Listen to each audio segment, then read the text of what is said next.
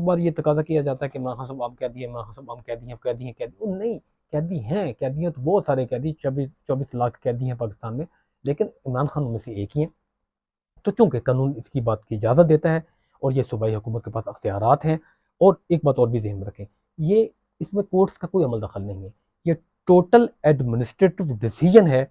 कोई भी सूबाई हुकूमत एक सिंपल नोटिफिकेशन के जरिए किसी भी जगह को सब जेल करार देकर किसी भी कैदी को, भले वो इमरान खान साहब हो या कोई और कैदी हो, वहां मुंतकिल कर सकती है। अब ये आता है कि इसमें फिर अदालत का रोल कहाँ गया, अदालत का किरदार कहाँ गया। हाँ, अदालतें इस बात को सिक्योर करती हैं, इंश्योर करती हैं कि जो कॉन्स्टिट्यूशन ऑफ पाकिस्तान 1973 का आर्टिकल 10A जो फेयर ट्रायल को डील करता है, और आर्टिकल 9 जो सिक्योरिटी ऑफ पर्सन को डील कर सकता है, उसकी वायलेशन नहीं होनी चाहिए।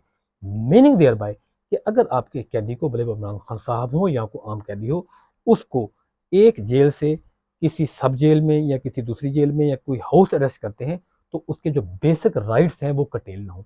अब बेसिक राइट्स क्या होते हैं? उसको वकील तक एक्सेस उसकी इजीली होनी चाहिए, और कानून के मुताबिक जो उसकी मुलाकातें हैं वो मुलाकात होनी चाहिए।